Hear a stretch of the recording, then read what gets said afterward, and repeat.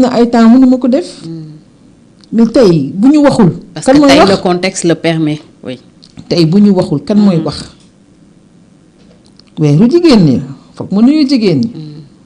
ne leen maa ngi fi. waaw moo tax sax ñu def spécial. mois de mars moom du ma ko bàyyi mu dem. daaw États-Unis la ma fekk mais ren dama ne damay toog fii. waxtaan ak jigéenu Sénégal ñu xam ne aussi am nañ seen rôle. donc les jeunes filles man je travaille avec les jeunes filles dans les matières scientifiques plus de presque 5 ans maa ngi nekk seen marraine à Ziguinchor. di leen di jàppale joxe ay ordinateur joxe ay conseils éviter pour que les grossesses là en milieu scolaire. loolu di jàppale ci état civil bi parce que Ziguinchor dafa jege Bissau guerre bi ak yooyu yëpp dafa am impact. instabilité bi. donc jaar-jaar bi loolu li lay jàppale mooy nga am volonté. bañ a teg lépp ci ressource awma xaalis bi awma kii ban bi may dem Ziguinchor dañ ma doon may paas. mais dama amoon volonté. damay taxaw dem sama benn tonton dama bëgg a jël bateau bi mais awma bii.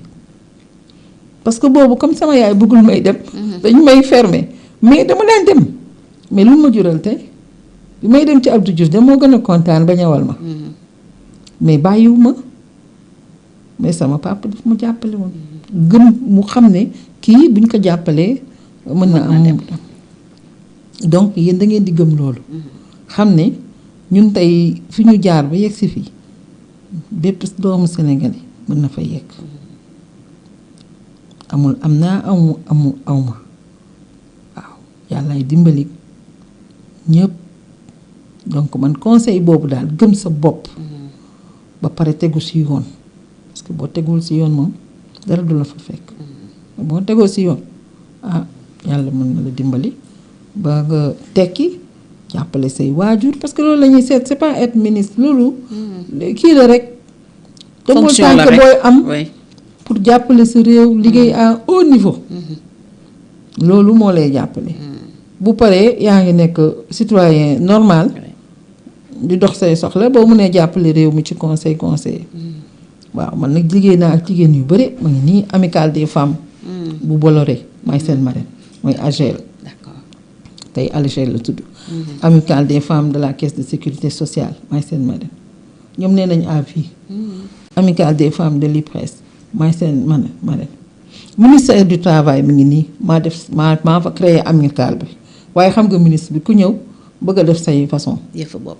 waaw bi alternance bi amee ma gis ne foofu tamit def na alternance ma kii mais man maa leen jox idée bi dama leen ne comme ñoom ñi ngi door a am ministre du travail bu jigéen. et c'était inédit dañu samp benn kii waaw amicale yépp samay kii lañ ñu tuddee ma kii bi IPRES bu centre médico-social bi boo demee ñi ngi def sama tur. maa ko inauguré caisse sécurité sociale bu nekk Point E IPRES bi nekk Point E maa def pose première pierre bi. ma nekk moo di giro pacte de stabilité pétrole gaz. man mii maa ko négocié maa ko signé. le premier pacte bu Sénégal am avant pacte de stabilité yi di ñëw. donc yooyu yëpp. day wane ne bàyyiwuñu dara. ñu ngi ci jigéen ñi ñu ngi ci ndaw yi di jàppale lu ñu mën di jàppale aussi état ci conseil man tàyyiwuma ci état di conseil. même nii bu ma gisee loo xam ne demul maa ngi lay wax sànq ci meeting bi dama ci wax. kenn du ma dégg nag ci rajo yi. mais jaar naa ci canal bu tax ma ne lii baaxul. la preuve bi ñu ko defee li ci toppee. gis ba nañ ko léegi ñoo ngi ci donc coow lu dul ci. voilà parce que aussi dalal réew mi aussi dafa nañ ko soxla. loolu daal nañu góorgóorlu lu ñu mën. waaw ma ci ñaan nag sama sœur muy Mimi Touré. jigéen day defar. jël na mission bi gis na lu mu jur waaye il n'est jamais trop tard pour bien faire dañu jéem a seet daal nu ñuy dalalee réew mi jàmm. dëkk jàmm dellu si waat Sénégal nekk ci jàmm. waaw ci la ñuy jeexale c'est xaalis le mot de la bi ñëw. fin jàmm waaw xaalis bi xaalis bi ñëw. ñëw ndax réew mi wow na. waaw xaalis bi ñëw te ñu ngi nii di jublu ci korité. waaw dëgg di la jublu ci korité. te sénégalais yi sonn famille yaa ngi nañu. nii oui et tout. donc nit ñi sonn nañu aussi. dëgg la. donc nañu jéem a jàppale nit ñi. ah l'économie Président ne tourne Diomaye. pas ñi nekk ci secteur informel bi yëg nañ ko bu baax. secteur informel bi man maa njëkk a def fii benn colloque international sur le secteur informel. Oui. sama jigéenu secteur informel bi du mu leen fàtte. gis nga femmes yi doon jaay chez les chinois là balaa chinois yi di ñëw. ñoom laa jël pour habitat social. ñoom man jëkk signalé seen def benn rapport bu consistant Ablaye Wade pour le secteur informel en 2009 Union africaine moo financé woon boobu colloque ñoom mu laay ñëw sekk ñoom ñëpp ñu ñëw fekkee ko les ambulants ñoom laay liggéeyal ba léegi c'est un secteur de prédilection ba la ñu la maman de l'informel donc vraiment man dañu xalaat dañu xalaat réew mi bàyyi lépp ego kenn mënu koo satisfaire mais yàlla mooy dogal de man mi tey bu ma nee tey egg naa fii mais balaa nii bëgg naa doon lii dama xam plan yàlla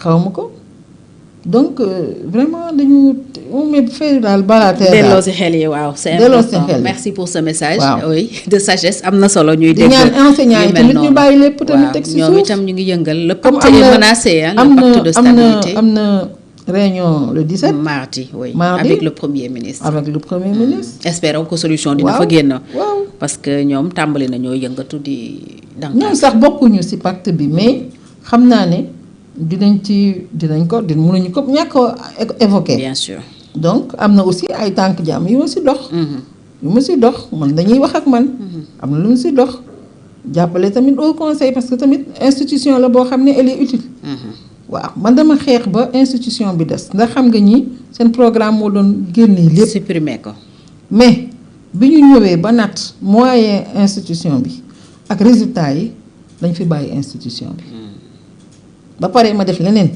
yéegal ancrage bi balaa Macky Sall di dem yóbbu ko présidence kon man kat defe naa ne sama jaan wàcc na li ci des maa ngi jàppale lu mu mën ci climat social bi parce que samay partenaire nañu xam nga ku liggéey ay nit plus de 15 ans nga nekk ak ñoom léeg-léeg ñu laaj la présidente léeg-léeg ma gis ma woote def leen nii parce que yéen nekku leen ci dëgg def leen nii waxtaan bi bu leen ko mës a bàyyi donc gouvernement bi tamit nañuy wéyal waxtaan bi man enseignement supérieur dama woo ministre bi Daouda Ngom kii nu mu tudd éducation nii ma woo nu mu tudd Girassi woo enseignants yi sax ba dem donc vraiment il faut ñuy jëm mais tout dans le sens de defar parce qu'on connaît leur problème li ci des il faut juste arrondir quelques angles ngeen toog ngeen waxtaan bi bañ a dak c'est important sénégalais bu nekk foo mën a nekk taxawaay boobu nga war a am ñu ngi la ciy gërëm bu baax madame la ministre di la sargal ci mois de mars bi amoon mbégte lool sekk ak yow jotaay bi dans le cadre justement de la célébration de la journée internationale des droits des femmes jigéen ñi ñu ngi continuer di góorgóorlu quoi qu'on dise ñu ngi yéeg ñu ngi ñafe donc nañu gën a jàpp te xam ne lu góor mën jigéen mën na ko et fu ñu nekk aussi ñu xam ne jigéen ñëpp la ñuy représenter mais avant tout yéene bi nekk servir sa réew amal njëriñ doomu aadama yi nga xam ne ñoom la yàlla booleel et yaakaar nañu ne nekkoon nga ci donc ñu ngi la ciy sargal bu baax di la gërëm di la bàyyi nga tàggatoo jërëjëf. voilà kontaan naa trop Fatou Thiam parce que lii bu amul woon moom. du baax sax parce que dañu toll foo xam ne foog ñu wax. dëgg la waaw man lii bi may woo nga ma ay yoon nag. saa su ne mu wut lay. naan non damay def lii damay tukki damay kii réew mi tolloon waaw fii réew mi toll damay éviter bari nga ci tout le temps mais parfois sama responsabilité laay jël tout à fait bu ñu waxee ma ne damay dem ma demee keroog bi ma ndeysaan Georges Déthié ndeysaan yan na ko yàlla yërëm woo ma Abdou Diouf Junior ñooñu vraiment mu woo ma ne ko kii mu ne ma président vous avez dirigé le mouvement étudiant avec d'autres pays na nga ñëw ma dem ma jël fa kàddu wax bu rafet xam nga jaale ba pare wax bu rafet ne leen da ngeen xoolaat intervention force de défense et de sécurité yi dans les zones campus social campus pédagogique et les zones périphériques noonu laa ko mën a waxee ministre bi ñu ne comité ma leen comité bi fi ngeen ko tegee baaxul waaye ba tey mu avancé la parce que amu fi woon fu amul dara bu ñu fa defee dara danga satisfaire ñu avancé daa ngi dégg donc man loolu pour man réew mi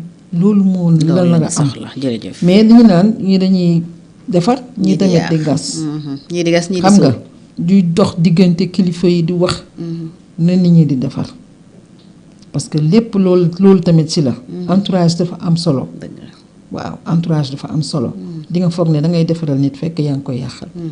waaw ñun man waxuma limogeage waxuma kii démission waaye nag dañu jéem a seet nu ñu defaree pour que impact bi mu yem fii.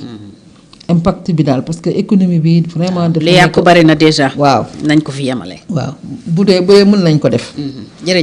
jërëjëf madame la ministre Innocence Ntap Ndiaye moo nekkoon suñu gan nekkoon na ministre fonction publique travail ak yeneen nekkoon ba bi muy mujjee yor ndomba tànk présidente au conseil du dialogue social di dox diggante état ak centrale syndicale yi les partenaires sociaux di waxtaan di jubóole di anticiper ci ay grèves mais aussi di résoudre ay crises entre l'état et les syndicats ñu doon dellu si waat ci jaar-jaaram mais taataan xalaatam ci actualité bi ñuy dund tey en tant que femme d'état amoon ci nag mbégte bu rëy ndax ci weeru jigéen ñi la ñu nekk kon day baax ñuy dalal jigéen ñu mel ni ñoom pour que jigéen ñi ci suuf nekk ay ndaw xam ne mën na nekk xam ne aussi ay jigéen def nañu des parcours sans faute des parcours yoo xam ne yu am solo la ñu di ko waxtaanee fu ne ci àdduna bi yooyu itam buñ ko amee dañ koy war di wane ndax comme lu baax da nga koy wane jërëjëf madame la ministre maa ngi lay gërëm ñëpp ñu doon teewlu ci Sans Frontières TV ak Sénégal Info gërëm Khalil mi ne woon ci régie bi di leen ñaanal yendoog jàmm ngoonuk jàmm à très bientôt incha allah ci beneen jotaay yu faf merci beaucoup madame la ministre. Merci. Jërëjëf.